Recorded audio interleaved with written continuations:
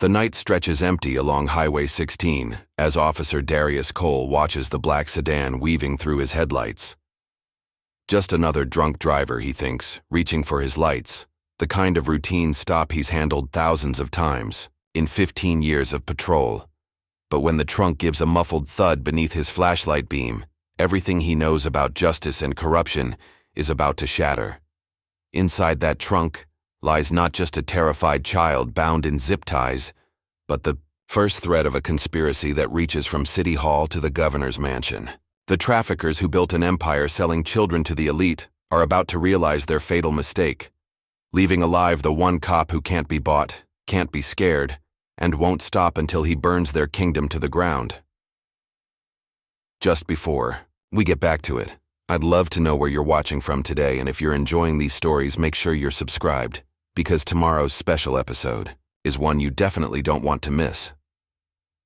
The night air hung heavy with an unseasonable October warmth as Officer Darius Cole guided his patrol car along Highway 16. His dashboard clock read 11:42 p.m., and the traffic had thinned to occasional streaks of headlights piercing the darkness.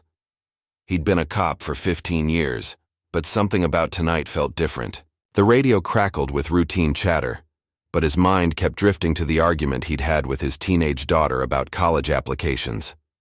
Sometimes he wondered if being a single dad and a cop was too much. A flash of movement caught his attention. Through his windshield, he spotted a black sedan weaving between lanes ahead, its taillights dancing erratically across the asphalt. The vehicle accelerated suddenly, then slowed, as if the driver couldn't decide whether to floor it or brake. "Probably drunk," Darius muttered, flipping on his dash cam. He'd seen enough DUIs to recognize the pattern. The sedan swerved again, nearly clipping a guardrail. Darius hit his lights, the blue and red reflection illuminating the empty highway. Like a silent disco, the black sedan continued forward, maintaining speed.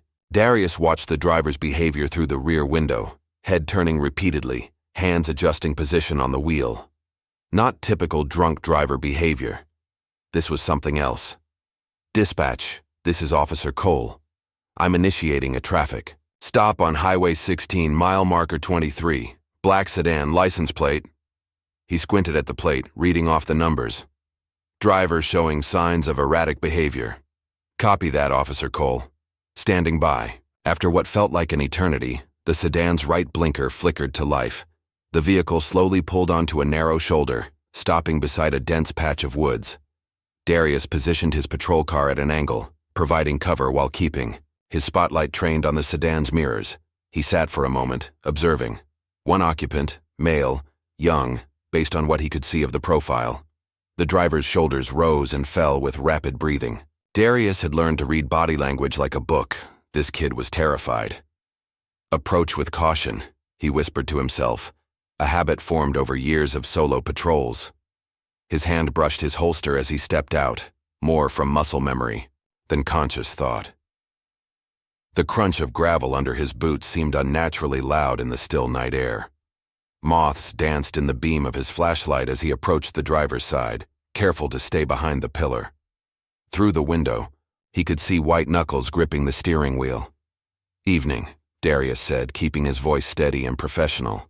"I'm Officer Cole with the County Police Department. Do you know why I pulled you over tonight?" The driver turned slowly. He was younger than Darius had initially thought, early 20s at most, with close-cropped brown hair and pale skin that looked almost ghostly in the harsh lighting. A sheen of sweat glistened on his forehead despite the cool night air. I guess I was going a little fast." The young man's voice cracked slightly. "You were swerving pretty badly back there. Had a few drinks tonight?" Darius swept his flashlight through the car's interior. No obvious signs of alcohol or drugs. No weapon in sight, just a pristine interior that looked recently detailed. "No, sir, I don't drink. I'm just tired. Trying to get home." The words tumbled out too quickly, rehearsed. "License and registration, please." The young man's hands began to shake. I can't find my wallet. Must have left it at home. And the registration. I just bought the car. Haven't gotten the paperwork yet." Darius felt his pulse quicken slightly. In 15 years, he'd developed an instinct for trouble. And right now, every nerve in his body was firing warning signals. The car looked too new, too clean. The driver too nervous for a simple traffic stop. "Step out of the vehicle, please." The young man's breathing became more erratic. Is that really necessary? I promise I'll drive more carefully." "Sir, I need you to step out of the vehicle." Darius kept his tone firm but calm, his right hand resting near his weapon. That's when he heard it. A soft thud from the trunk, so faint he might have imagined it. But the driver's reaction told him he hadn't. The young man's eyes went wide with panic, darting to the rearview mirror. "Everything all right back there?" Darius asked, gesturing toward the trunk with his flashlight. "It's nothing." The response came too quickly, too loudly. "Just some groceries probably shifted around." Another thud, more distinct this time. Darius's mind raced through possibilities: drugs, weapons, contraband. But something about the sound nagged at him. It seemed almost deliberate. "Sir, final warning. Step out of the vehicle now." Time seemed to slow. The young man's hand moved to the door handle, trembling. Then, in a burst of movement, he yanked it back, shouting words that made Darius's blood run cold. "I didn't do it. They made me." The driver's door flew open, catching Darius off guard. The young man bolted past him, surprisingly agile, and sprinted toward the woods. His footsteps crashed through the underbrush as Darius recovered his balance. "Stop! Police!" Darius shouted, but the suspect was already disappearing into the darkness. He grabbed his radio. "Dispatch, suspect fled on foot into the woods, east side of Highway 16, mile marker 23. White male, early 20s, brown hair, blue jeans, gray hoodie, requesting backup in K9 unit." "Copy that, Officer Cole. Units en route." Darius turned, back to the sedan, his flashlight beam cutting through the night air. The engine was still running, keys in the ignition. But the sound from the trunk demanded his attention. This time there was no mistaking it. A distinct knock, followed by what sounded like muffled breathing. His heart pounding, Darius approached the trunk. "Hello? Is someone in there?" He pressed his ear against the metal, listening intently. A weak whimper responded. Darius found the trunk release lever inside the car and took a deep breath. In 15 years of law enforcement, he'd seen his share of horrors. But something told him this night would be different. His hand gripped the lever, and with a soft click, the trunk began to rise. The beam of his flashlight revealed a small figure curled into a fetal position. A little girl, no more than 7 years old, lay bound with zip ties. Silver duct tape covered her mouth, but her eyes, wide with terror and glazed with what looked like the effects of sedation, locked onto his. "Dear God," Darius whispered. He immediately reached for his radio. "Dispatch, I need emergency medical services at my location immediately. I have a juvenile victim, female, approximately 6 to 7 years old, showing signs of sedation. Possible kidnapping." "Copy that. Officer Cole, EMS en route. Child Services has been notified." Darius holstered his flashlight and gently reached into the trunk. "It's okay, sweetheart. I'm a police officer. You're safe now." His fingers worked carefully at the edge of the duct tape, trying not to cause any more pain than necessary. The girl's skin felt cool to the touch, her breathing shallow. As he removed the tape, she tried to speak, but only a weak moan escaped her lips. Her pupils were dilated, confirming his suspicion about drugs in her system. The zip ties had left angry, red marks on her wrists and ankles. A vibration caught his attention. A phone lay in the corner of the trunk, its screen illuminating with an incoming call. Unknown number. Darius stared at it for a moment, his mind racing with implications. This wasn't just a random kidnapping. The driver's panic, the clean car, the phone. This was organized. He answered the call, holding the phone to his ear while keeping his other hand reassuringly on the girl's shoulder. For a moment, there was only silence. Then a voice spoke. Male, calm, cultured. The kind of voice you might hear at a business meeting or charity gala. "Is the package secure?" Darius felt his jaw clench. Package. They were calling this child a package. He remained silent, listening to the breathing on the other end of the line. "Hello? The voice maintained its professional tone. Confirm status. The phone buzzed with an incoming text message. Coordinates, followed by simple instructions. Drop by 2 a.m., payment as discussed. In the distance, Darius could hear sirens approaching. The girl stirred slightly, her lips moving as if trying to form words. He leaned closer, straining to hear. More, she whispered, her voice barely audible. There's more. The sound of breaking branches pulled his attention back to the woods.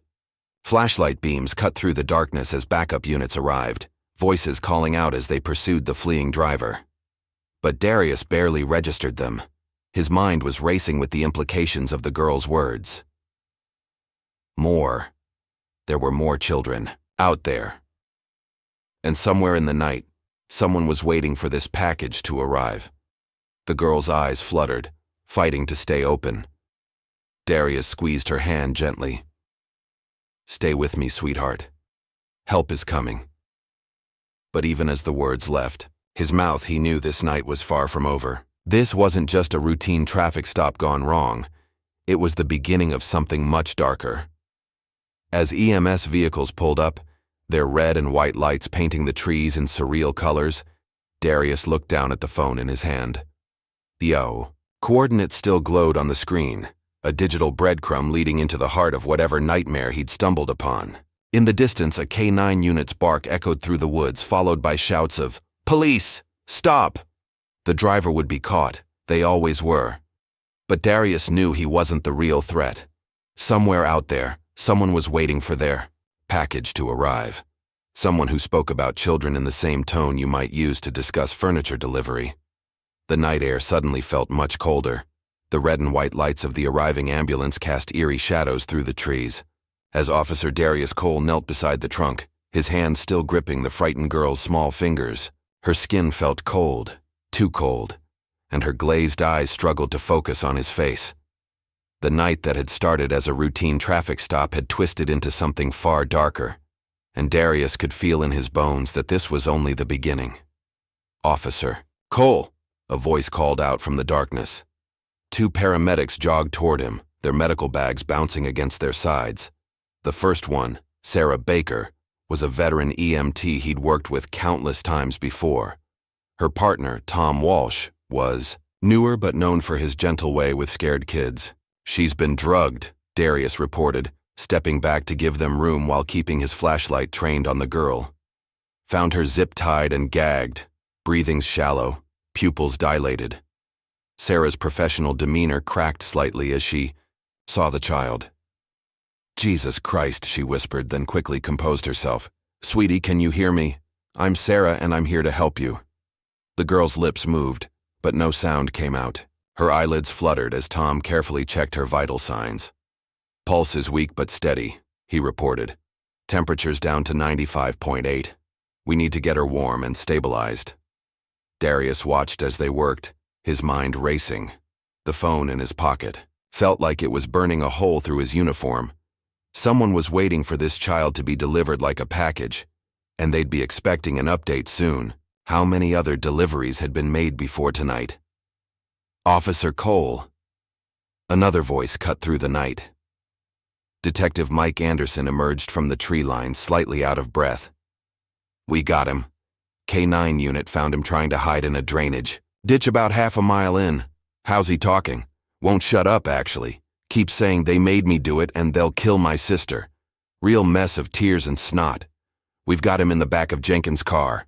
Darius nodded, his jaw tight. "Keep him separated from any other units that show up. And Mike? This goes deeper than some random kidnapping. Way deeper." Mike's eyes flickered to the paramedics loading the girl onto a stretcher. "How do you figure?" Instead of answering, Darius pulled out the phone and showed him the text message with the coordinates. "Professional operation. Clean car. Drugged. Victim organized drop-off. And listen to this, when I found her, she whispered more. There are others out there." "Christ," Mike muttered, running a hand through his graying hair. "I'll call in major crimes. This is bigger than our department." The girl suddenly let out a weak cry as the paramedics secured her to the stretcher. Darius was at her side in an instant. "It's okay, sweetheart. You're safe now." Her small hand reached out, grabbing his sleeve with surprising strength. Her eyes, though still unfocused, locked onto his face. "Emily," she whispered. "My name is Emily." "Emily," Darius repeated softly. "That's a beautiful name. We're going to take good care of you, Emily." "The others." Her voice was barely audible. "In the basement." Sarah looked up sharply. "We need to move her now. BP's dropping." "Emily, what basement?" Darius asked quickly. "Where are the others?" But her eyes had closed again, her grip on his sleeve going slack. Sarah and Tom were already moving, lifting the stretcher with practiced efficiency. "We're taking her to St. Mary's," Sarah called over her shoulder. "They've got the best pediatric emergency unit."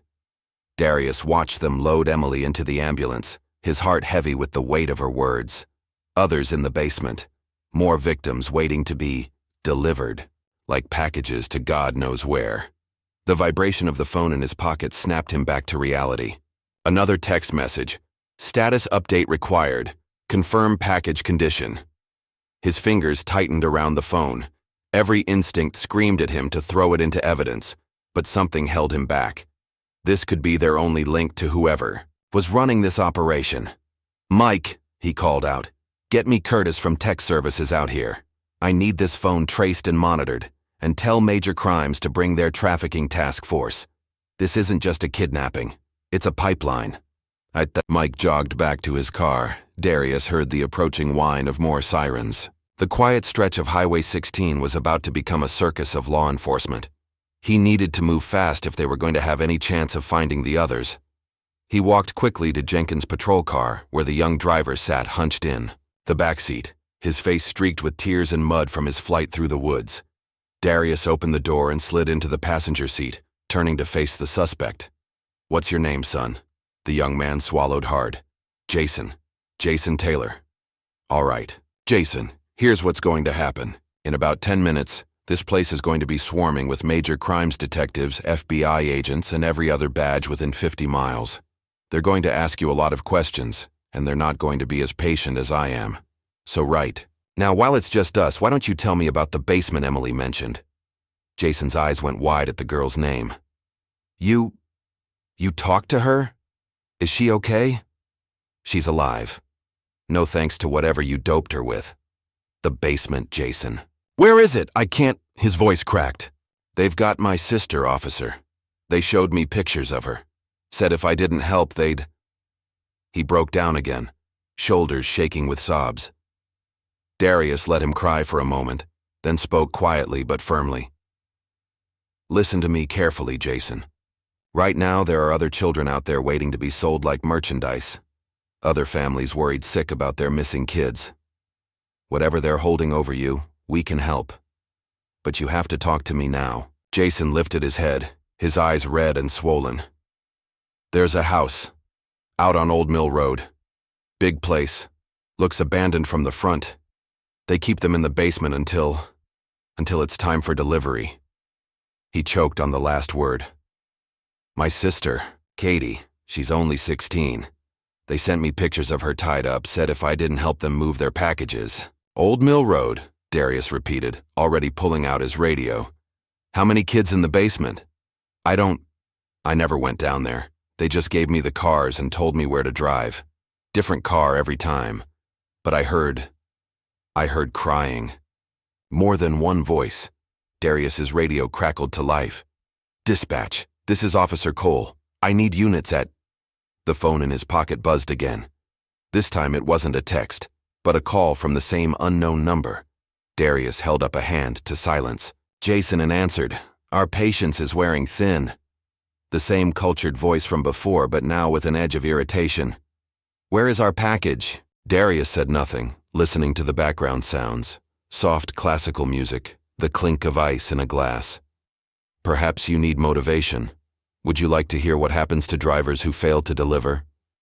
The sound of a door opening came through. The line, followed by a young female voice begging, "Please, no, I'll be good, I promise." Jason's face went chalk white. "Katie," he whispered. The line went dead, followed immediately by a text message. A photo of a terrified teenage girl, tied to a chair, today's newspaper visible in the frame. They're going to kill her, Jason moaned, rocking back and forth. Oh God, they're going to kill my sister. Darius's mind raced. The trafficking ring was obviously well organized, with multiple vehicles, drivers, and a secure location. They had enough power to coerce people like Jason into helping them. And now they had shown they were willing to hurt their hostages to maintain control. The sound of approaching vehicles grew louder. Major crimes would be here any minute. They'd want to do this by the book, set up surveillance, get warrants, coordinate with other agencies, all while more children sat in a basement waiting to be sold, and a teenage girl faced torture or worse. But the traffickers had made a mistake. They'd shown their hand, revealed their leverage over Jason, and they'd given Darius a direct line to their operation, assuming he was one of their compromised drivers. He could almost hear his captain's voice warning him to wait for backup, follow procedure. But procedure wouldn't save Katie Taylor or the children in that basement. Every minute they waited was another minute those kids suffered. Jason, Darius said quietly, I need you to tell me exactly how the deliveries work. Every detail. The young man looked up, his face tear-stained but steady. They text the location, usually some abandoned place or empty parking lot. We're supposed to leave the car running, keys in the ignition, and walk away. They handle the rest. And the house on Old Mill Road, security? 2 guys at the gate hidden in a guard shack that looks like a tool shed. More inside, I think, but I never went in.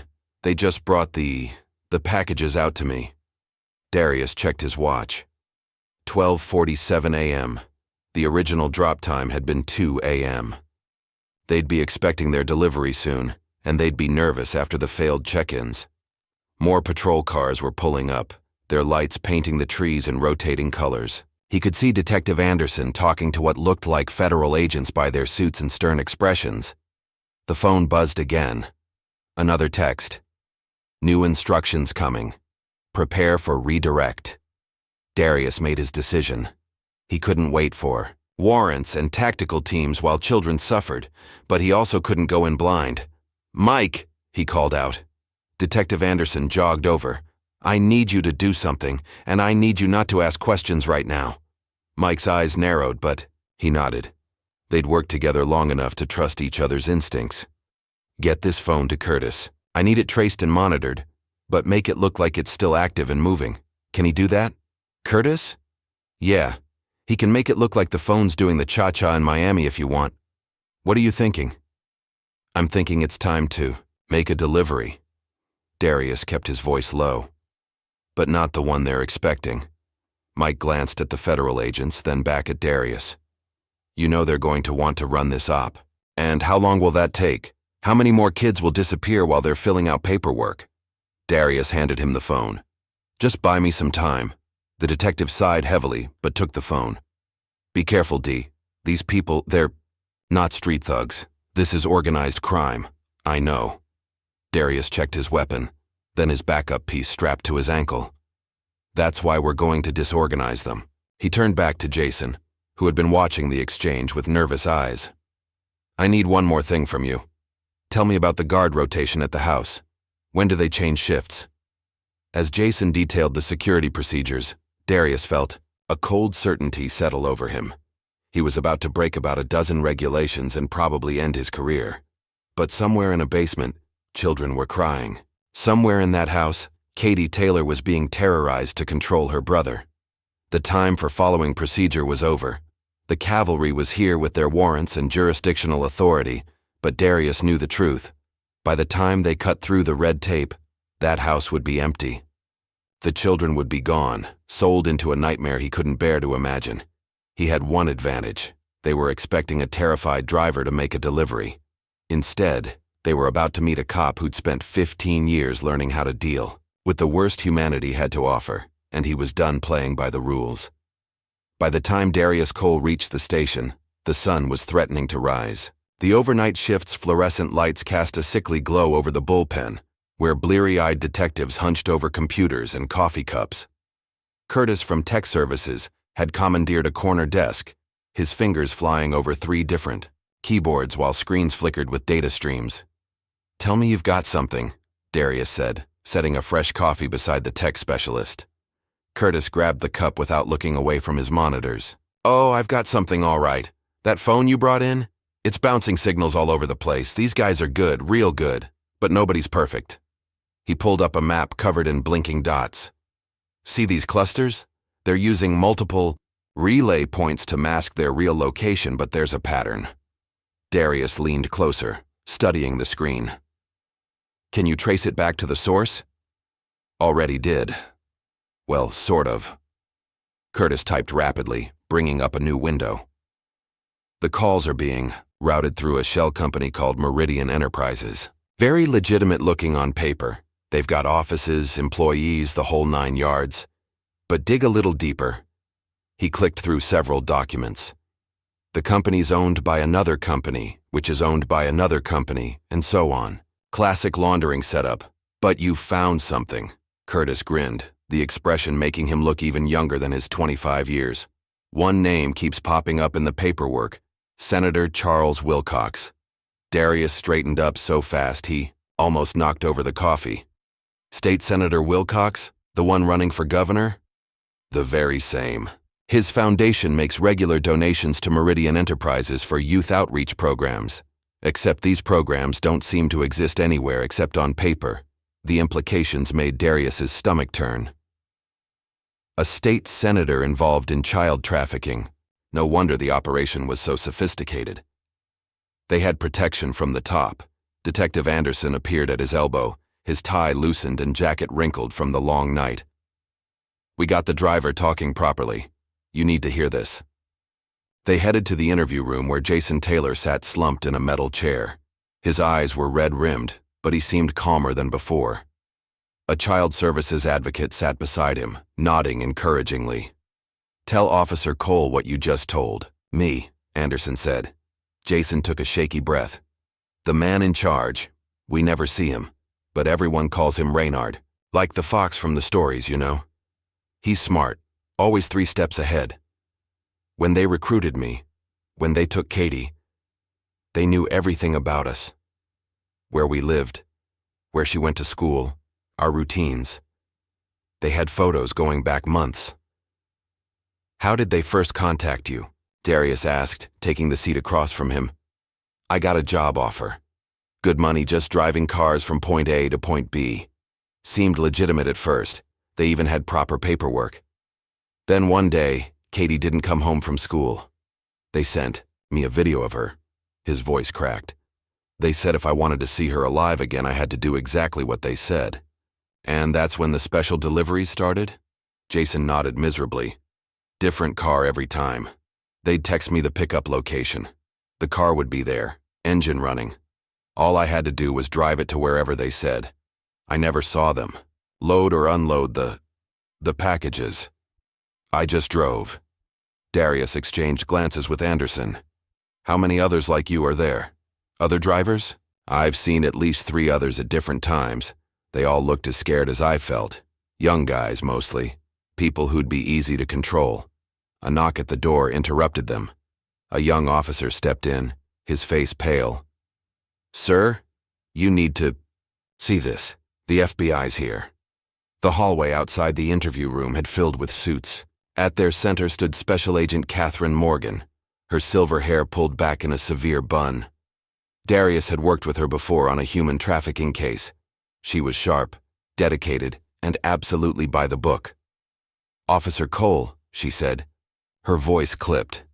"I understand you've been investigating a potential trafficking operation. As of now, this case falls under federal jurisdiction. We'll take it from here."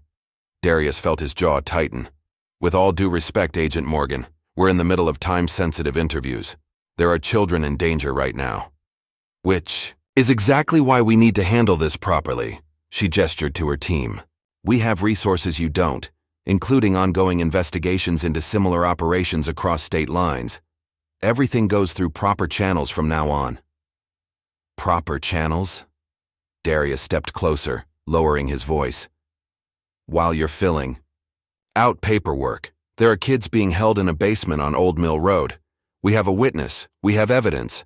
We have protocols, Officer Cole. Protocols that exist to ensure successful prosecutions." Her eyes narrowed.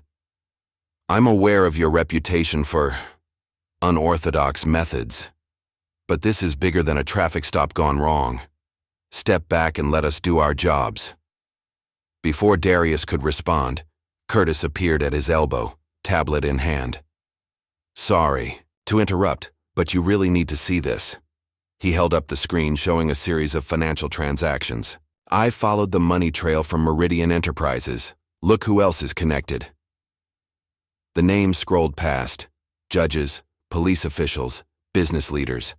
A web of corruption spreading through every level of power in the city. Agent Morgan's expression hardened as she saw the data. This information was obtained without proper warrants. It's inadmissible. Kids are dying, Darius snapped, causing heads to turn in the hallway. You want to talk about admissible evidence while children are being sold like cattle? Stand down, Officer Cole. The words came from behind him. Captain Roberts, his direct superior, stood in his office doorway. Agent Morgan is right. This is now a federal case. Transfer all your evidence and notes to the FBI team. Darius looked around the hallway at the faces of people he'd worked with for years. Some couldn't meet his eyes. Others looked as frustrated as he felt, but no one spoke up. He thought of Emily in the hospital, of Katie Taylor being tortured to control her brother, of the unknown children waiting in that basement.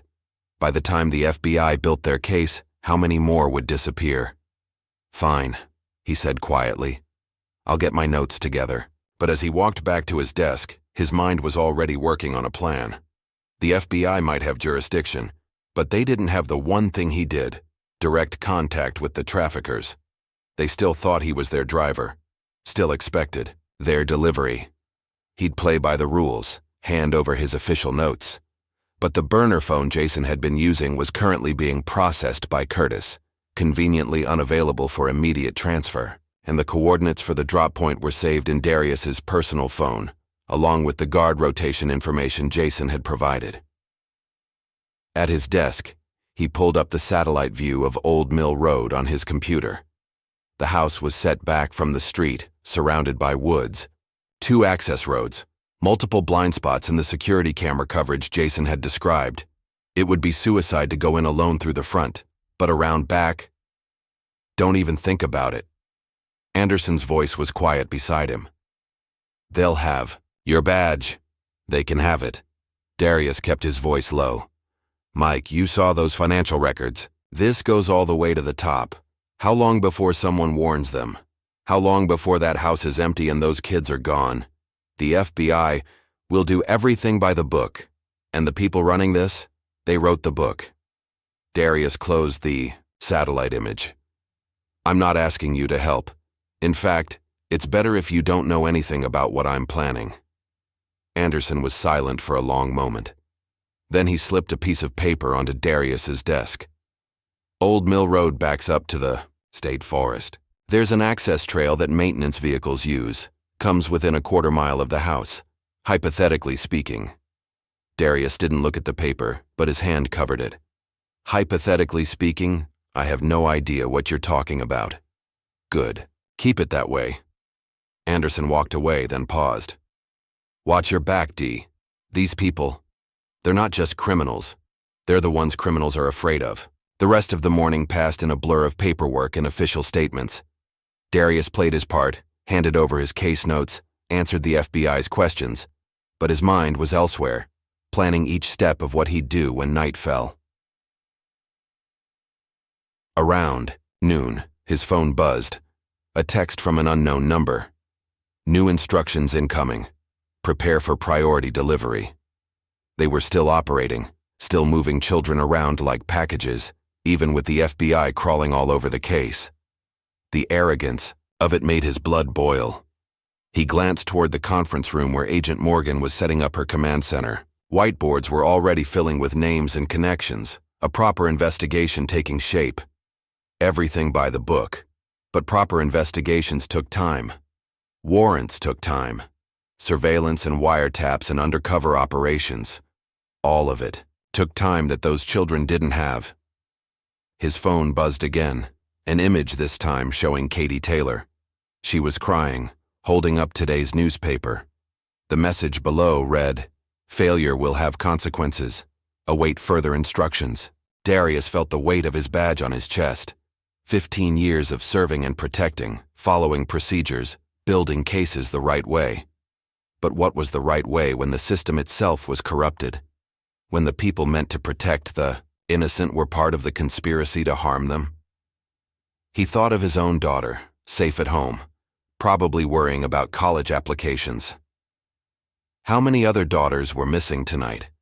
How many parents were sick with fear, not knowing if their children were alive or dead? The decision, he realized, had already been made the moment he'd found Emily in that trunk. Everything since then, playing along with the FBI, pretending to step back, was just buying time until he could act. He pulled up the satellite image of Old Mill Road one more time, memorizing the layout.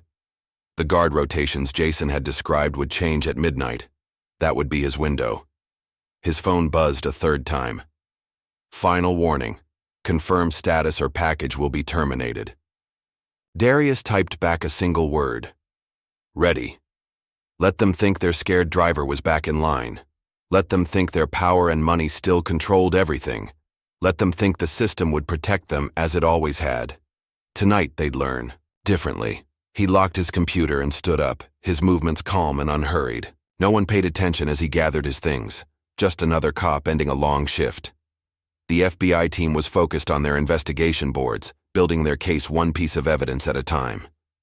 But as he walked out of the station, Darius's hand brushed the backup weapon strapped to his ankle, the one not logged in any official records.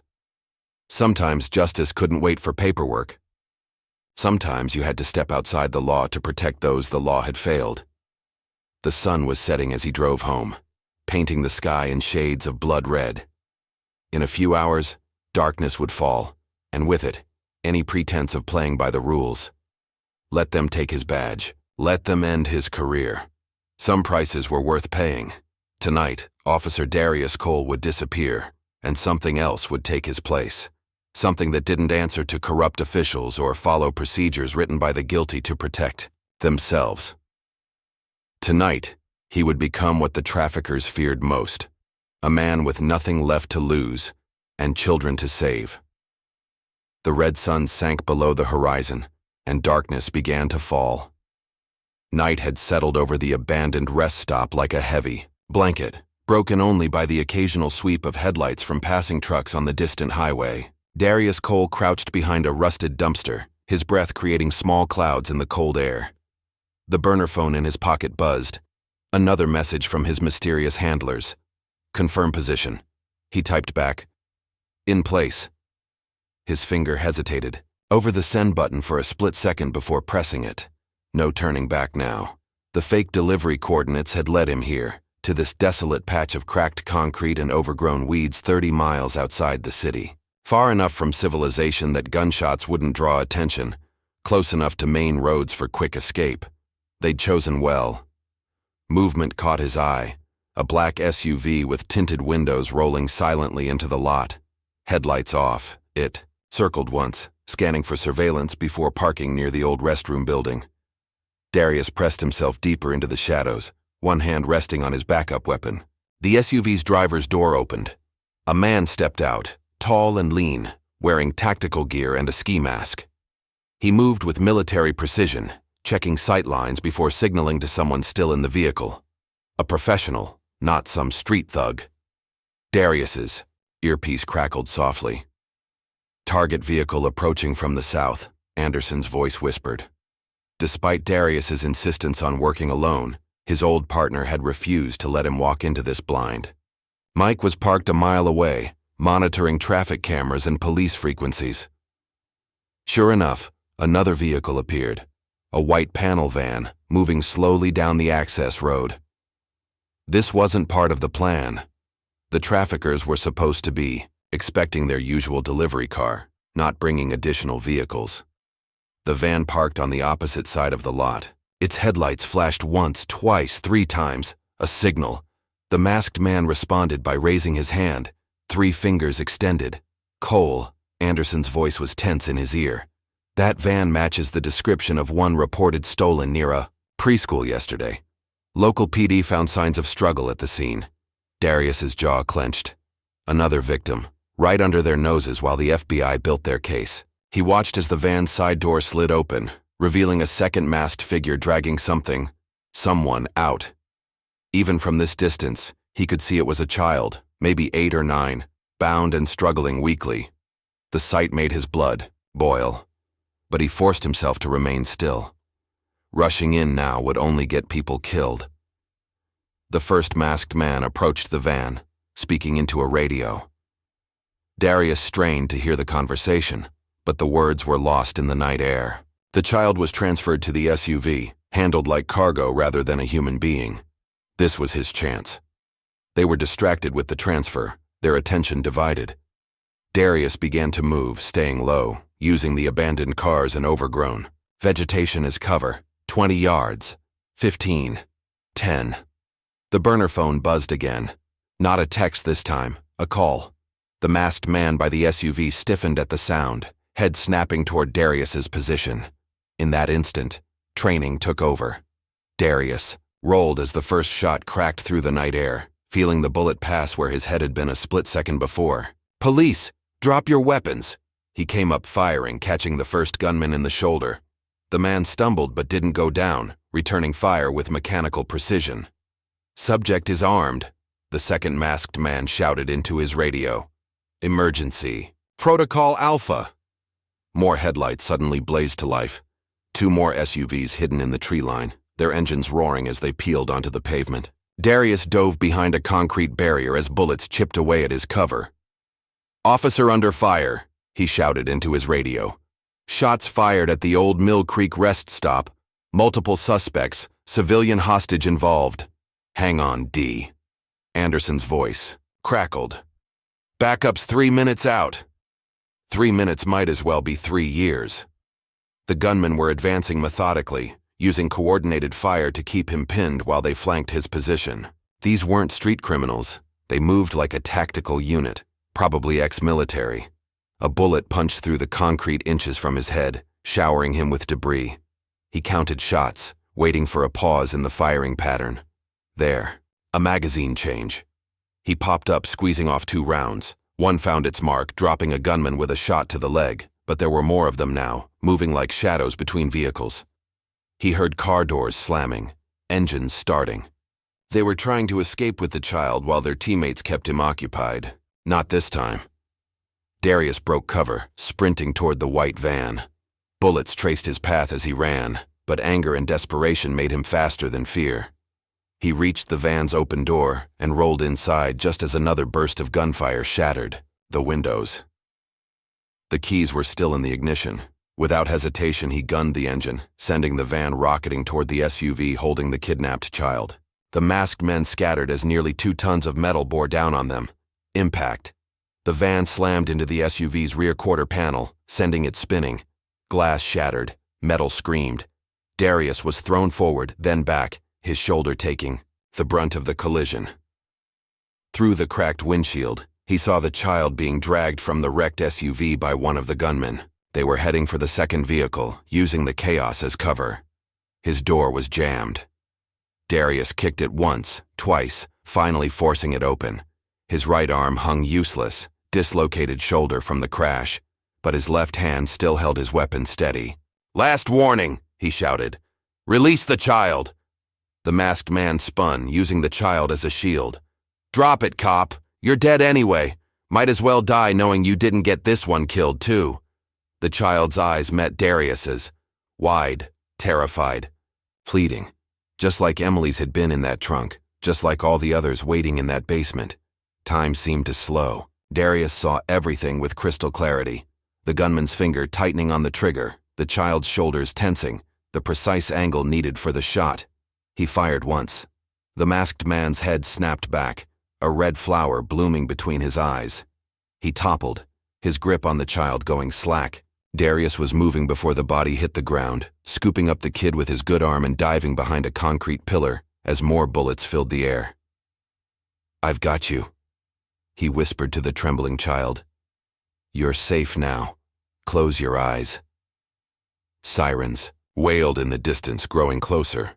The gunfire was becoming sporadic as the traffickers realized their time was running out. Engines roared as vehicles fled into the night. "Cole!" Anderson's voice in his earpiece. "State police are 30 seconds out. You okay?" Darius checked the child for injuries, finding only bruises and rope burns. "I'm good. Got one of their victims. Safe. Multiple suspects fleeing in dark SUVs, armed and dangerous, and Mike." "Yeah? Tell the FBI their proper channels just tried to kill me. And there's something else.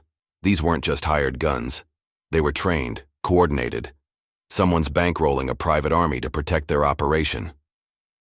He heard tires squealing on pavement as the last SUV disappeared into the darkness. The child clung to him, shaking with silent sobs.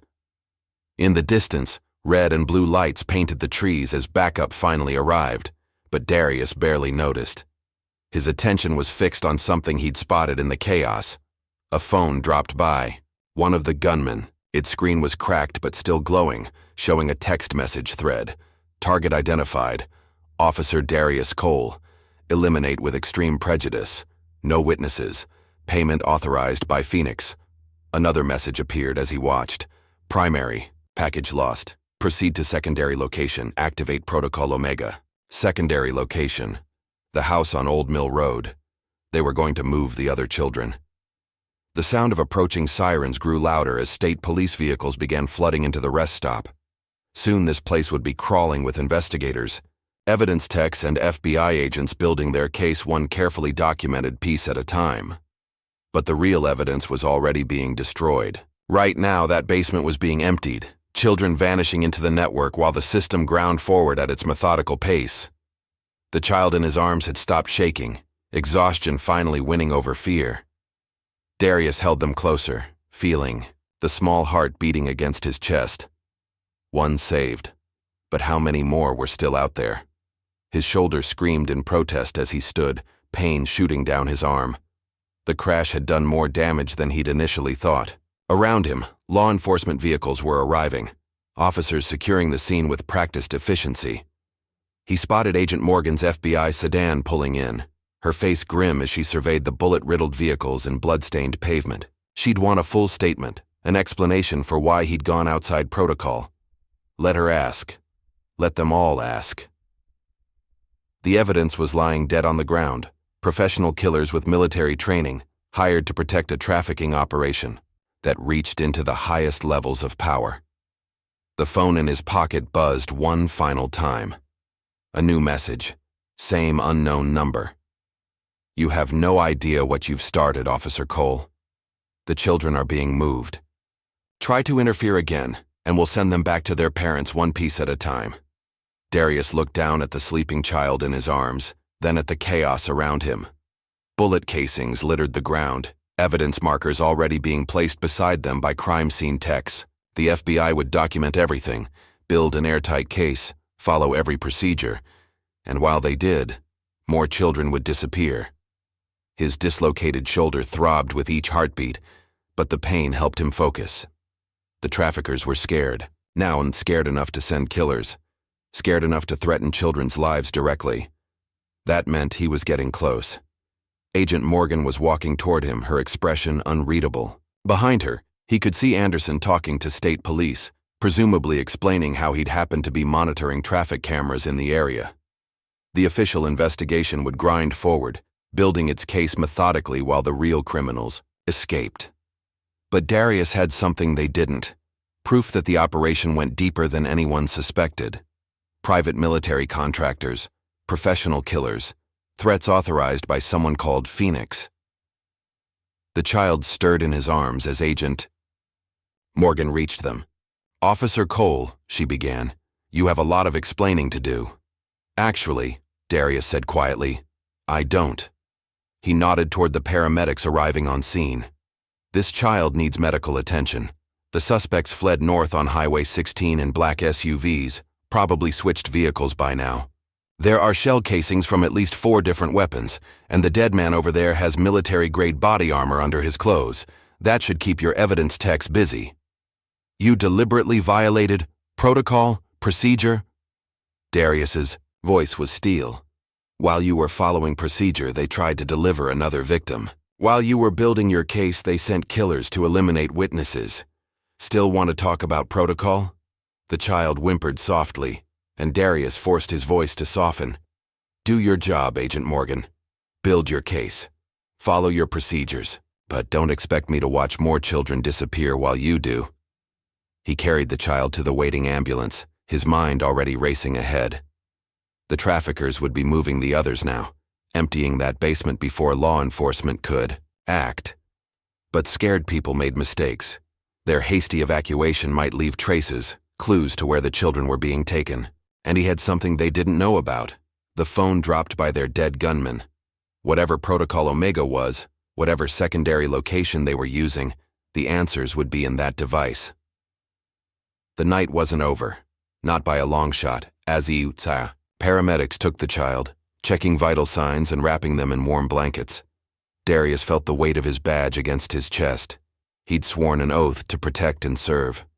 Sometimes that meant working within the system, and sometimes it meant becoming the thing criminals feared most, a cop with nothing left to lose, and evidence that could bring down an empire. The war had begun. The mansion loomed against the pre-dawn sky, its windows dark except for a faint glow from the basement.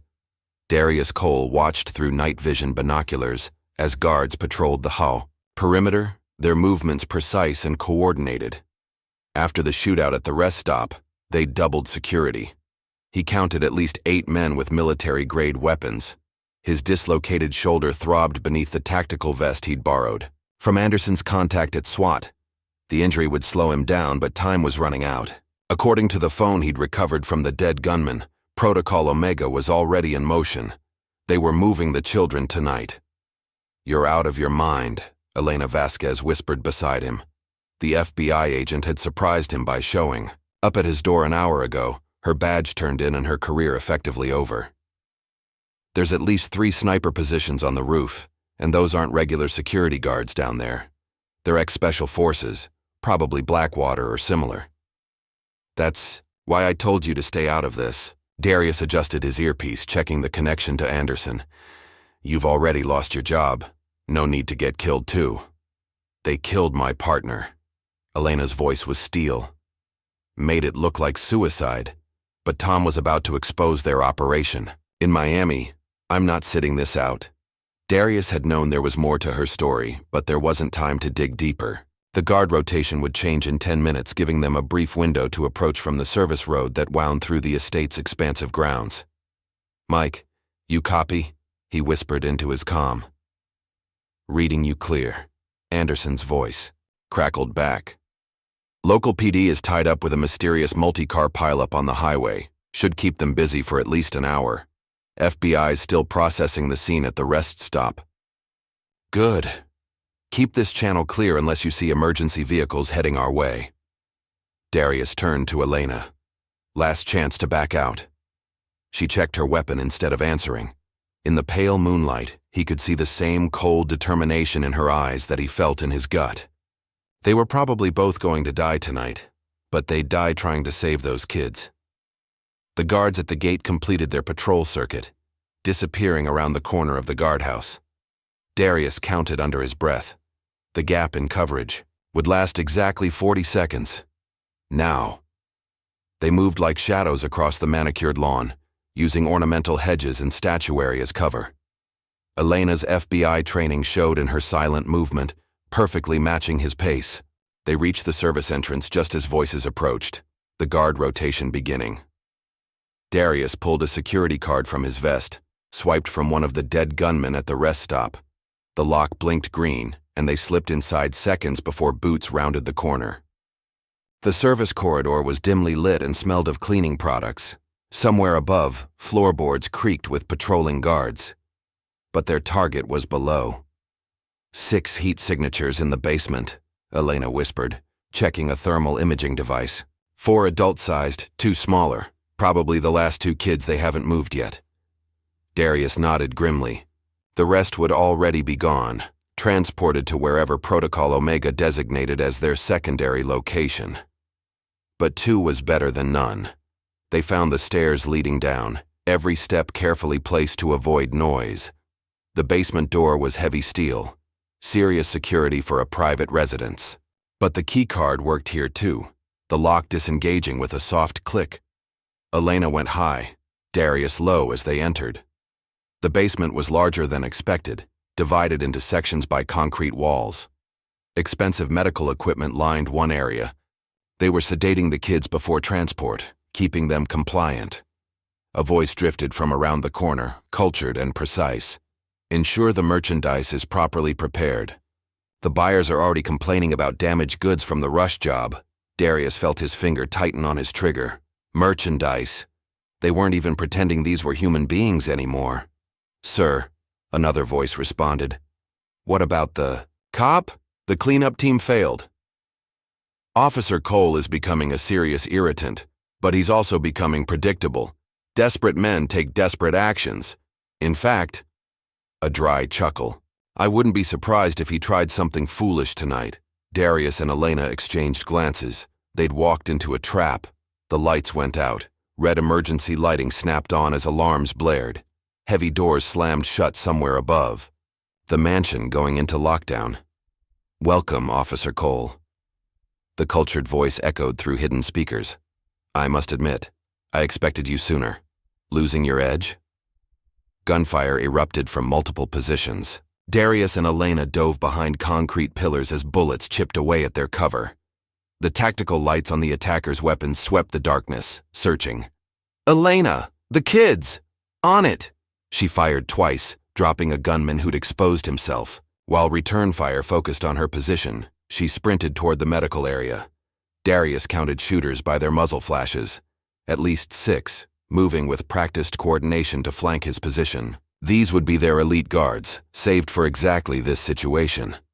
A bullet grazed his arm, adding fresh pain to his injured shoulder.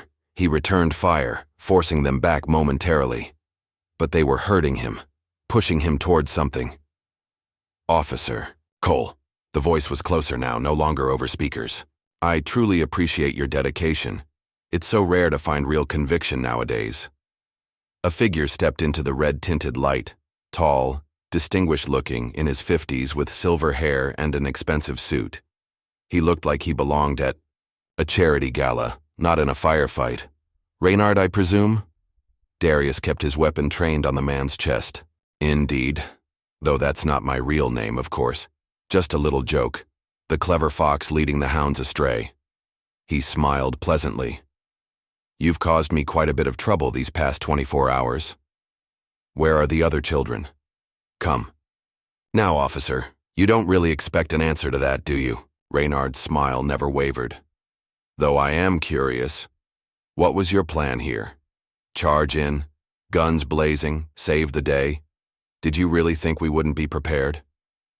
More guards emerged from the shadows, weapons ready. Elena was pinned down near the medical area, unable to reach the secured room where heat signatures showed the children were held. Actually, Darius said, I was counting on your preparation. Confusion flickered across Reynard's face, the first real emotion he'd shown.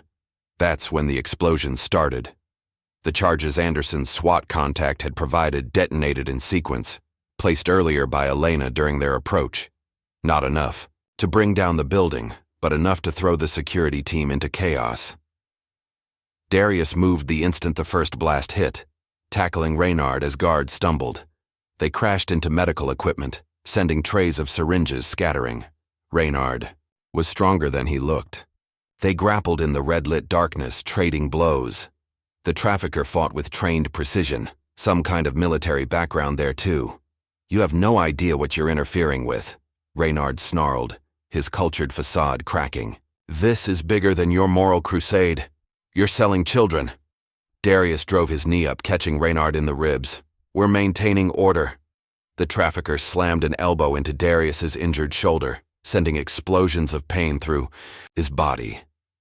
Every society has its dark corners, Officer Cole. We simply ensure they're properly managed, regulated, profitable. They crashed into a cabinet, glass shattering around them. Somewhere in the chaos, Elena was shouting something about the children being moved.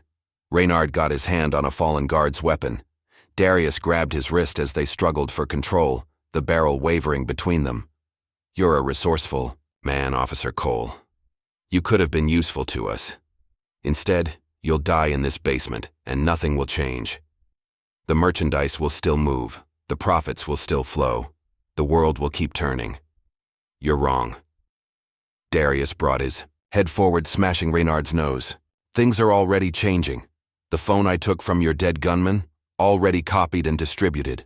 The offshore accounts, being tracked. Your whole operation is about to... The gun went off. For a moment, neither man moved. Then Reynard looked down at the spreading red stain on his expensive suit. Ah, he said softly. Well played. He collapsed as more explosions rocked the building above. Darius staggered to his feet, his entire body screaming in pain. Elena! Here! Her voice came from the secured room. I've got the kids, 2 of them, both alive. Darius grabbed Reynard's keycard and sprinted to her position. Inside, Elena was helping 2 terrified children out of medical restraints. A boy and girl, no older than 10. More, the boy whispered, just like Emily had. There's more. Where? Darius knelt despite his injuries. Where did they take the others? Big building, the girl managed. By water, containers, the shipping port. They were moving them through the commercial docks, probably in cargo containers. Standard human trafficking route. More guards were converging on their position. Elena handed one child to Darius and lifted the other. Service tunnel, she said. Maintenance access we passed on the way in. It'll lead to the groundskeeper's cottage. They ran, carrying the children through the chaos of fire and gunfire. Behind them, Reynard's voice rasped over the speakers one final time. Protocol Omega. Completed. Secondary package secure. Burn it all. Fresh explosions, not their charges, began ripping through the mansion. They were destroying evidence, bringing the whole place down. The service tunnel was narrow, barely lit by emergency strips. They could hear the building collapsing behind them as they ran, concrete groaning and steel screaming. Mike! Darius shouted into his comm. Need extraction at the groundskeeper's cottage, building's coming down. Already on my way. Anderson's voice was barely audible through static. FBI's incoming too. Someone called it in. They burst out of the tunnel, into pre-dawn air thick with smoke and dust. The mansion was fully engulfed now, flames reaching into the sky. Anderson's car appeared on the service road, tires sliding on wet grass as he braked hard. They piled in, Elena shielding the children as bullets from the remaining guards peppered. The vehicle. The port, Darius shouted as Mike floored it. They're moving the rest through the shipping port. You're both insane, Anderson snapped, swerving around debris. The building just collapsed with you inside. We need to get these kids to safety, get you to a hospital. He was right. Darius could barely move his arm now, and Elena was bleeding. From multiple cuts. The children were traumatized, needing medical attention. But somewhere at the port, more kids were being loaded into containers like cargo. The trail would go cold if they didn't move fast. Take them, Darius said. Get the kids safe. Get FBI rolling on the port. Elena and I will... Like hell. Anderson hit the brakes, turning to face his friend. You've done enough. You found proof. Saved lives. Got Reynard. Let the system work now. The system is broken, Mike. You saw the evidence. If we wait, then we wait together. Anderson's voice softened. You're not alone in this fight anymore, D. The FBI's coming, but not Agent Morgan's team. Proper FBI from outside the region. Someone high up saw the evidence you collected and called in the big guns. As if to confirm his words, they could hear sirens approaching from multiple directions. Helicopters thundered overhead, their spotlights cutting through smoke and darkness. The girl they'd rescued suddenly grabbed Darius's hand. The bad man, she whispered. He talked about boats, big boats going far away. Container ships, Elena said. International waters. Darius met Anderson's eyes in the rearview mirror. His friend sighed heavily. Hospital first, Mike said. 5 minutes, get. You both patched up. Then we move on the port, but this time we do it smart. No more suicide runs. Through the windshield, they could see the mansion collapsing in on itself, flames reaching into the lightening sky.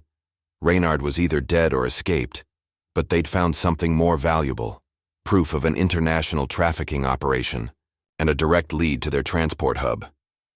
The children huddled together in the back seat, holding hands tightly. They'd saved 2 more, but dozens remained in danger. Somewhere in the city, a cargo ship was being loaded with human cargo, preparing to vanish into international waters. Time was running out, but this time, they weren't fighting alone. Dawn was breaking over the city as Anderson's car sped toward the hospital. Behind them, the mansion burned like a funeral pyre for Reynard's empire. The war wasn't over, but the next battle was already beginning. Dawn painted the harbor in shades of steel gray as Darius Cole watched container ships through his binoculars. His shoulder had been properly set at the hospital, now wrapped tight and numbed with painkillers he'd rather not have taken. Elena Vasquez crouched beside him on the warehouse roof, her cuts cleaned and bandaged, both of them running on coffee and determination. There. She pointed to a massive cargo vessel being loaded at the far pier. The Paradise Star. Registry. Shows it changed ownership last week to a shell company connected to Meridian Enterprises. Reynard's company. Darius lowered the binoculars, his jaw tight. The ship's crew was working with unusual urgency, loading containers even as early morning fog rolled across the water. How long until they sail? Shipping manifest says noon, but they're ahead of schedule. Harbor master's been paid off. They'll leave as soon as they're loaded. Anderson's voice crackled in their earpieces. FBI tactical teams are 10 minutes out. They want you to wait. Those containers could have kids inside them, Darius replied. If that ship reaches international waters, I know. Mike's voice was grim. But you're both injured, and these guys already tried to kill you once tonight. Movement near the ship caught Darius's attention. A black SUV pulled up to the security gate, followed by another. The same type of vehicles from the rest stop shootout. We've got company, Elena whispered. Look at how they're positioned, creating a protective corridor from the gate to the ship. She was right. More SUVs were arriving, their occupants spreading out with military precision. They were establishing a secure route for something. Or someone. They're expecting a delivery, Darius said. The last of the kids from the basement, the ones they called secondary package in Protocol Omega. A larger vehicle appeared, a white cargo van with medical service markings, the same kind they used to transport sedated children. Mike, Darius's voice was steel. That van matches the description of one stolen from County General yesterday. They're moving them now. We're going in. Damn it, Anderson started to protest, but Elena cut the comm link. We've got maybe 5 minutes before they load those kids onto the ship, she said, checking her weapon. After that, she didn't need to finish. They both knew what happened to trafficked children once they left U.S. waters. Darius studied the dock layout. Cargo containers create a maze down there, but they'll have to use the main loading area. If we time it right, we can catch them in the bottleneck. Elena nodded. But there's at least 20 armed men. Then we better not miss. He managed a grim smile. Ready to make your last day with the FBI count? They moved fast, using the container stacks as cover. Elena's FBI training complemented his police experience. They flowed like shadows through the maze of steel boxes, coordinating without words. The van had stopped at a checkpoint. Guards were scanning the area with professional thoroughness, but they were focused on ground-level threats. No one looked up as Darius and Elena scaled one of the container stacks. 3 minutes to FBI arrival. Anderson's voice suddenly crackled back to life. He'd overridden their comm shutdown. And D, satellite thermal imaging shows multiple small heat signatures in that van. You were right. Darius's hands tightened on his weapon. The van doors opened, revealing 2 armed men in medical scrubs. They reached inside and began unloading their cargo. Children, sedated and limp, being passed like packages toward the ship. Now! Darius and Elena opened fire simultaneously. Their first volley caught the guards completely by surprise, dropping 4 before anyone could react. But the others responded with practiced speed, turning the dock into a war zone. Bullets sparked off metal containers as Darius and Elena leapt to a lower position. The traffickers were splitting their forces, half protecting the children, half moving to flank the attackers. Elena, Get to the van. Darius laid down covering fire as she sprinted between containers. I'll keep them busy. A bullet clipped his already injured shoulder, sending fresh pain through his body. But adrenaline kept him moving, kept him shooting. He dropped another guard trying to circle behind Elena. She reached the van just as more SUVs came screaming onto the dock. Reinforcements. They'd prepared for this possibility. FBI, 1 minute out, Anderson shouted in their ears. Just hold on. A grenade arced through the air. Darius barely had time to shout a warning before it detonated, the explosion sending container doors flying like shrapnel. He felt something hit his leg, but there was no time for pain.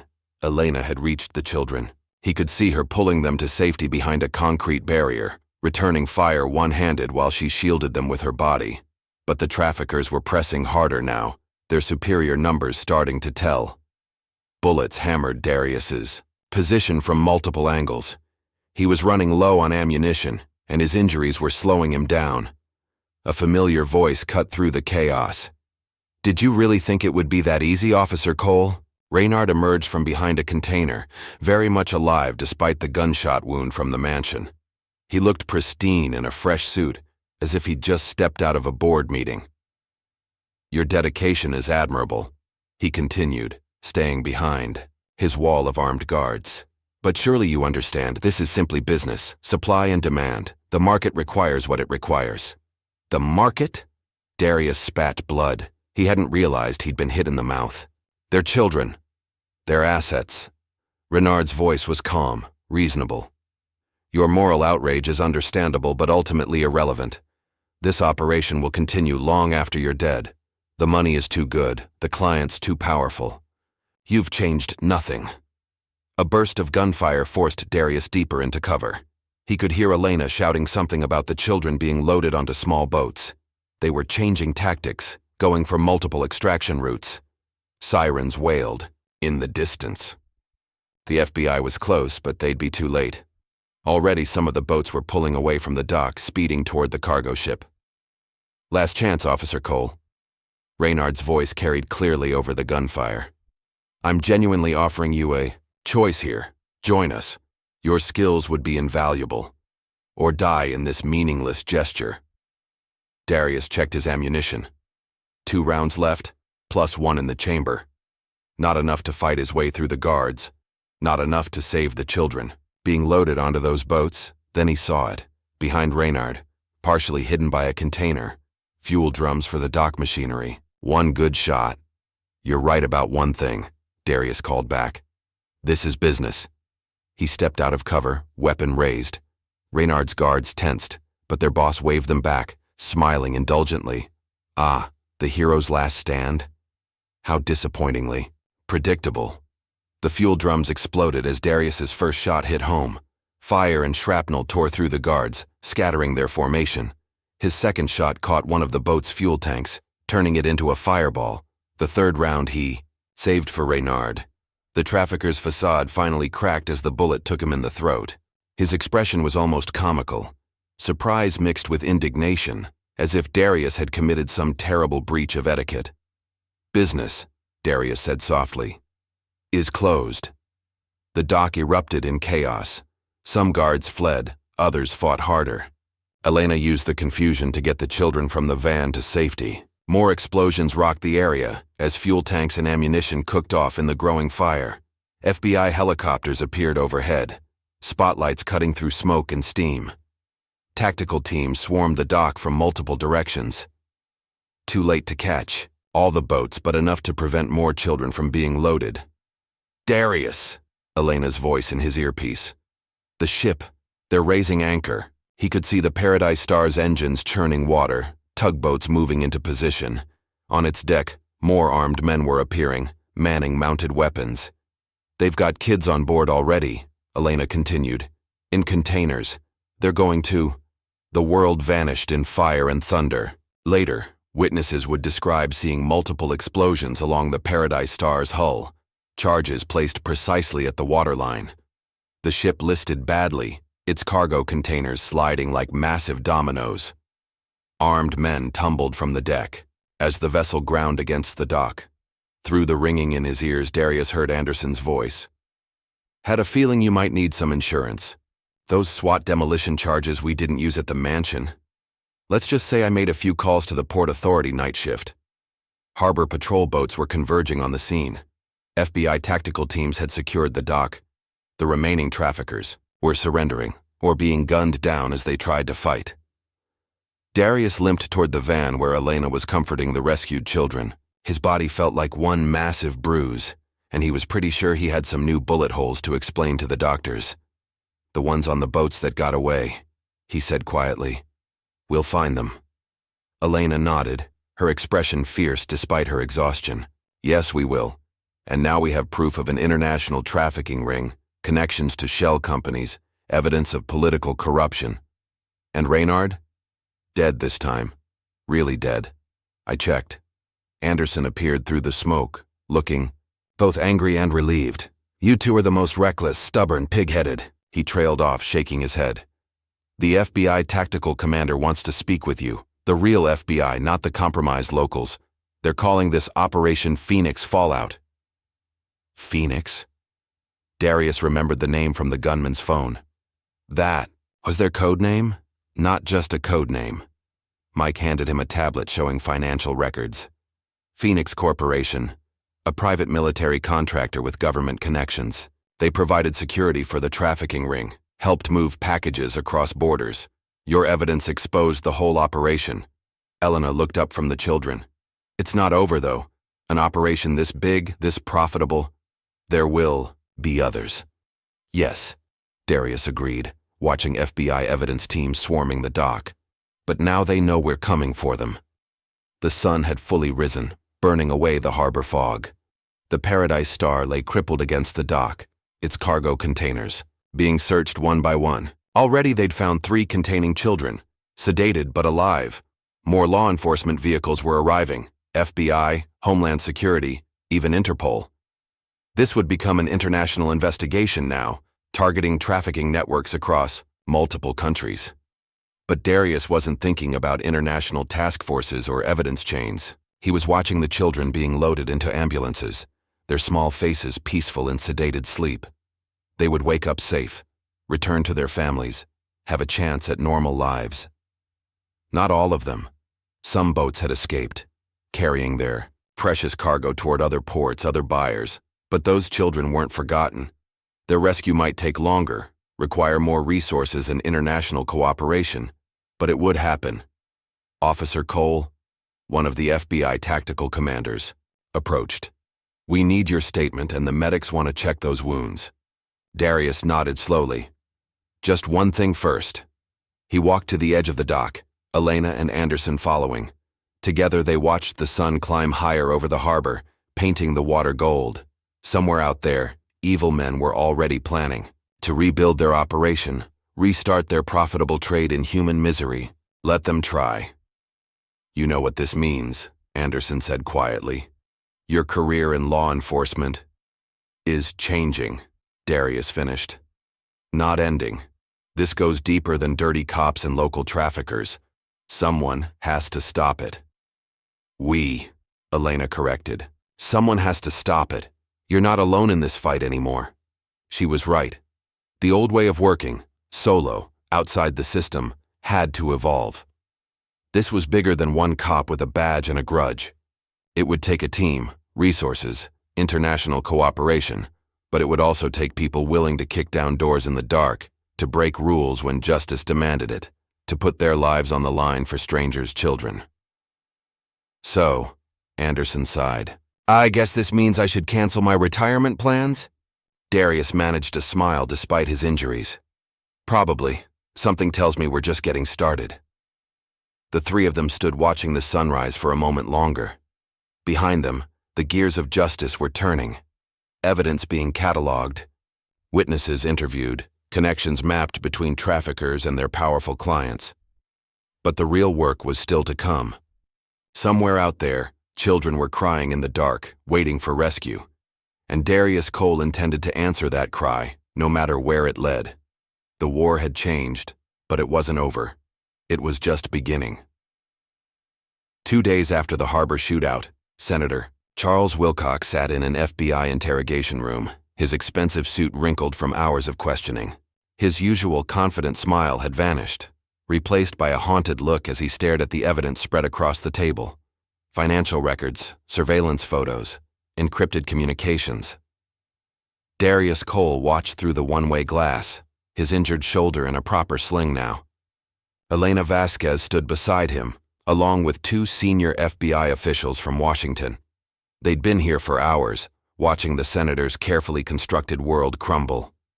"He's ready," Elena said quietly. "You can see it in his eyes. He knows. It's over." Darius nodded. The politician's facade had been breaking down steadily as they presented proof of his connections to Meridian Enterprises, Phoenix Corporation, and the trafficking ring. But something in Wilcox's expression suggested he was holding on to one last card. "Let me talk to him." The FBI officials exchanged glances but didn't object. After the harbor operation, Darius had earned a certain latitude with federal authorities. The senator looked up as Darius entered, managing a weak smile. "Officer Cole, I suppose I should have taken you more seriously when this all started." "You can still do something right," Darius said, taking the seat across from him. "Those children who got away on the boats, where are they being taken?" "You don't understand." Wilcox's voice cracked slightly. "This is bigger than missing children. The whole system. It's built on this. Powerful people, people above my pay grade. They need certain problems handled quietly. The trafficking operation was just one part of it. I understand perfectly." Darius kept his voice level despite the anger burning in his chest. "You helped sell children to monsters because it was profitable and gave you political influence." "Profitable?" The senator barked a harsh laugh. "The yoke money was nothing. It was about control. Every major player in politics, business, law enforcement, they all have secrets. Meridian Enterprises helped manage those secrets. And now..." He glanced at the mirror, then leaned forward. "You really think this ends with me? They're already moving against you." As if on cue, Darius's phone buzzed. A text from Anderson. "Turn on the news now." Elena was already pulling up a newsfeed on her tablet. The headline made Darius's blood run cold. "Officer under investigation. Evidence tampering alleged inside trafficking case." The reporter was standing outside police headquarters. "Sources claim Officer Darius Cole planted evidence and coerced witnesses during his unauthorized investigation. The officer, who has a history of disciplinary infractions, is also accused of excessive force in the dock incident that left 12 dead and millions in property damage. See?" Wilcox's smile returned, though it didn't reach his eyes. "The machine protects itself. By tomorrow, every major news outlet will be running stories about the rogue cop who fabricated a conspiracy theory. Your evidence will be discredited. Witnesses will recant. The system will grind on." Darius felt Elena's hand on his arm, warning him to stay calm. "That might have worked before," he said carefully. "But we have something you don't know about." The senator's smile faltered slightly. "Oh?" "The children you failed to silence. Emily, the first one I found, the ones from the basement, the ones we rescued at the dock. They're all talking now, Senator. And unlike your political allies, they have nothing to lose." Wilcox's facade cracked completely. "You can't. The evidence is circumstantial. My lawyers will... Your lawyers can't help you anymore." Elena stepped forward, sliding a new file onto the table. "This is courtesy of Interpol. Financial records from your offshore accounts, linking directly to known trafficking operations in 3 countries. But here's the interesting part. The transactions were tagged by multiple intelligence agencies. They've been building a case for years. Impossible. My security was compromised 6 months ago." She smiled coldly. "My partner, the one your friends murdered, he wasn't just investigating trafficking. He was part of an international task force. His suicide drew attention from people way above your pay grade, Senator." Darius watched the realization hit Wilcox like a physical blow. The politician seemed to age years in seconds as he understood. He wasn't being arrested by local law enforcement. This wasn't going to disappear in plea deals and buried evidence. I can give you names. Wilcox licked his lips nervously. People you don't know about. Judges, police officials, business leaders, the governor. Start talking. Darius pushed a legal pad across the table. Every name, every connection, every operation you know about. And Senator, don't leave anything out. Because if we find you missed something, the deal comes off the table.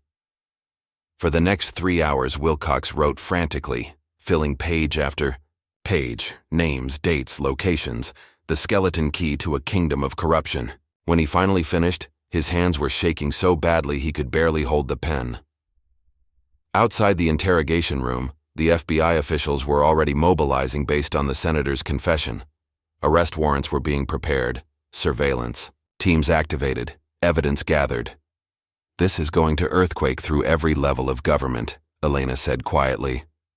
You realize they'll come at you hard now. The media smear campaign is just the beginning. Darius nodded grimly. Already he could feel the machinery moving against him. Internal affairs investigations, manufactured evidence, pressure from above. The system's immune response to a threat. His phone buzzed again. Anderson had sent a photo. Katie Taylor, Jason's sister, reunited with her brother at the hospital. Both were crying, holding each other like they'd never let go. Another message followed. 6 more kids identified from the dock rescue. Families being notified. Worth whatever comes next. He was right. Let them attack through the media. Try to discredit the evidence. The truth had its own momentum now. Elena touched his arm gently. We should go. The FBI's moving on the first wave of arrests, and there's something you need to see. They drove through the city as evening fell, eventually pulling up to a small church downtown. Inside, the pews were filled with families, parents holding children who days ago had been merchandise in Reynard's operation. Emily was there, the first victim Darius had found in that trunk. She saw him and ran over, hugging him despite his injured shoulder. Her parents followed, tears in their eyes. Thank you, her father whispered. We'd lost hope. More families approached, mothers, fathers, siblings of the rescued children. Their gratitude was a physical thing, filling the church with an energy that pushed back against the darkness they'd faced. But not all the pews were filled. Empty. Spaces marked those still missing, the ones taken on boats that escaped, the ones still lost in the vast machinery of human trafficking. Officer Cole. A small voice drew his attention. One of the boys they'd rescued from the dock stood nearby, holding something. I made this for you. It was a drawing, crude but powerful.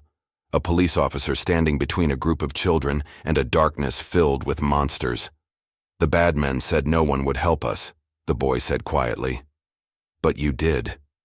Darius knelt to the child's level, taking the drawing carefully. We're not done helping. We're going to find the others too. Elena touched his shoulder gently. News from the FBI. They're moving on locations from Wilcox's confession. 2 more trafficking sites identified. Warrants being executed now, more. Children who might be saved. More families who might be made whole. The media would attack him.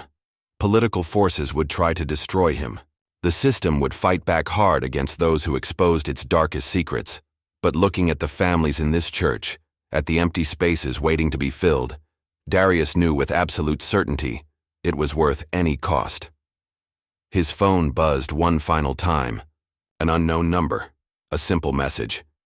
You've started a war you can't win. He looked at the drawing in his hands, at the officer standing against the darkness. Watch me, he whispered. The war wasn't over. In many ways, it was just beginning. But tonight, in this church filled with rescued children and reunited families, hope was winning. And tomorrow, they would find more. The USB drive felt impossibly heavy in Darius Cole's hand as he stared at his computer screen. 3 days had passed since Senator Wilcox's confession, and the files decrypted from Reynard's personal server were finally unlocked. What they revealed made the trafficking operation look like a small-time criminal enterprise. This goes all the way to the governor's office, Elena Vasquez said quietly, standing behind him. Look at these shell companies, these financial transfers. They weren't just trafficking children. They were buying and selling influence at every level of government. The list of names scrolled endlessly.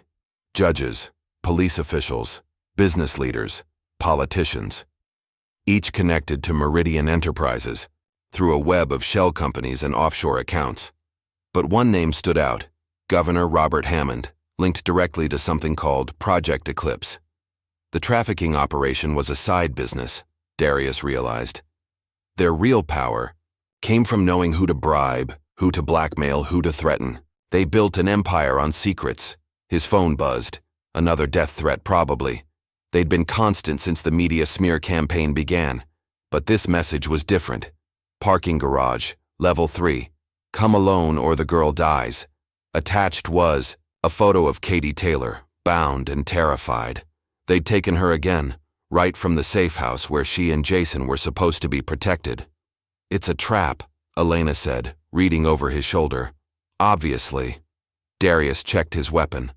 But they're desperate. The FBI raids based on Wilcox's confession hit them hard.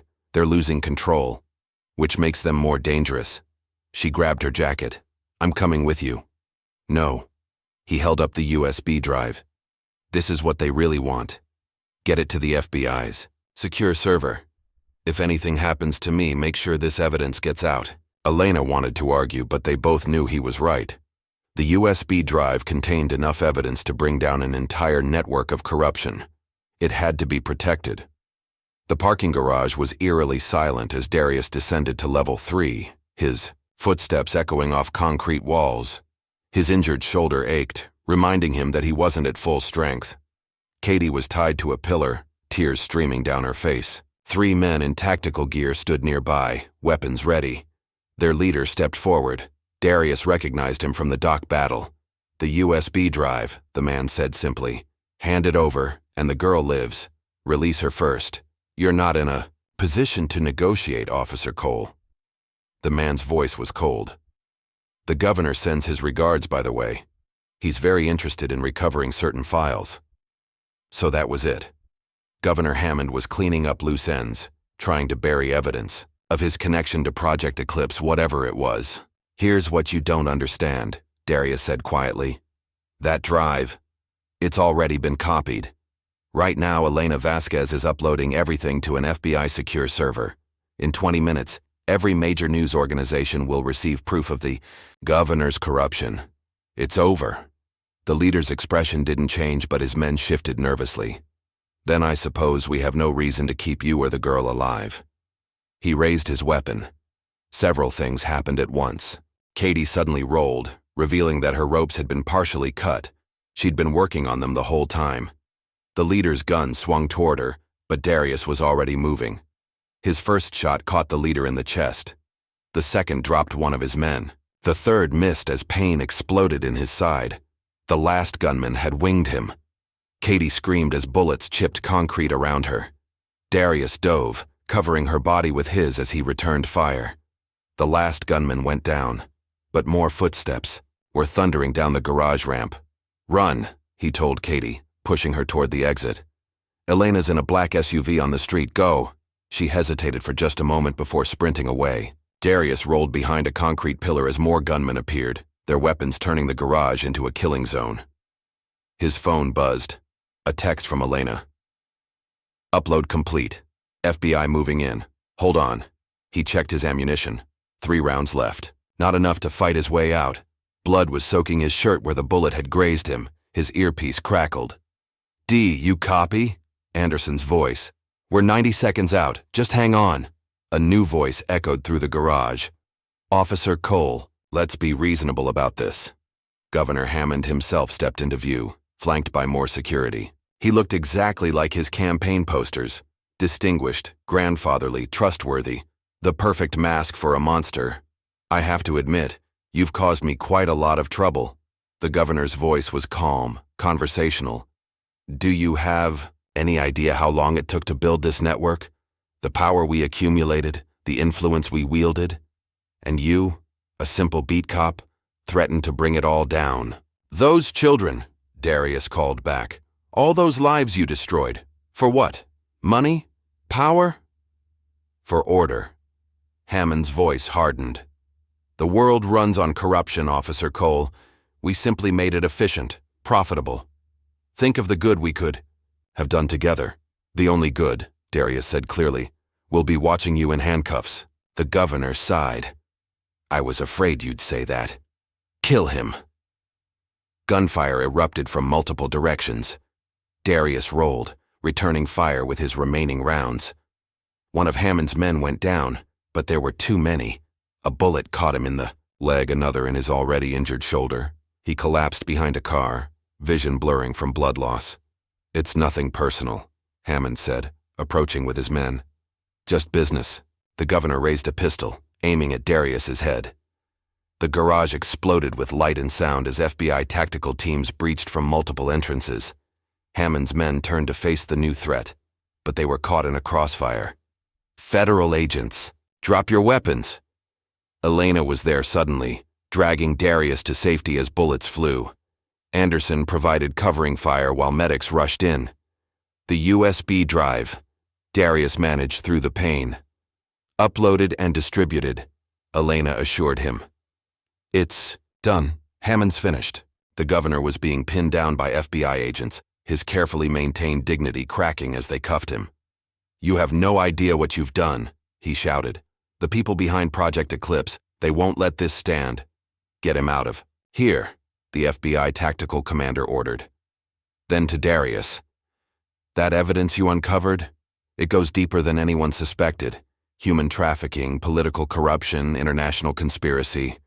This is just the beginning. Darius nodded weakly as medics worked on his wounds. The missing children, the ones on the boats.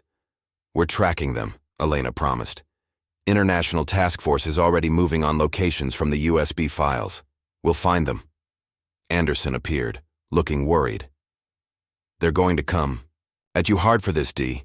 Hammond had friends in high places. Let them come. Darius winced as the medics lifted him onto a stretcher. We have something they don't. What's that? The truth. He managed a grim smile. And more importantly, we have their secrets. Hours later, from his hospital bed, Darius watched the news explode. Governor Hammond led away in handcuffs, evidence of massive corruption being revealed. Phoenix Corporation's government contracts suspended, children being rescued from trafficking sites across the country. But he also saw the counterattack beginning. News stories questioning his methods, his mental state. Political allies of Hammond calling for investigations. The system fighting back against those who exposed its darkness. His phone buzzed one last time. Unknown number. Project Eclipse cannot be stopped. This isn't over. Elena, reading over his shoulder, smiled fiercely. No, she agreed. It's not over. It's just beginning. She handed him a tablet showing an Interpol report. More trafficking. Networks identified. More corrupt officials exposed. More children waiting to be saved. The war would continue, but they weren't fighting alone anymore. Darius thought of Emily, of Katie Taylor, of all the children they'd rescued, and all those still missing. He thought of the corrupt system they'd exposed, and the powerful enemies they'd made. The next battle was already starting. Project Eclipse, whatever it was, wouldn't remain hidden forever. He looked at Elena and Anderson, his partners in this fight. They nodded, understanding without words. Sometimes justice meant working within the system, and sometimes it meant becoming the thing corrupt men feared most, those who refused to look away, refused to stay silent, refused to let evil win. The war had changed, but they were ready. Let them come.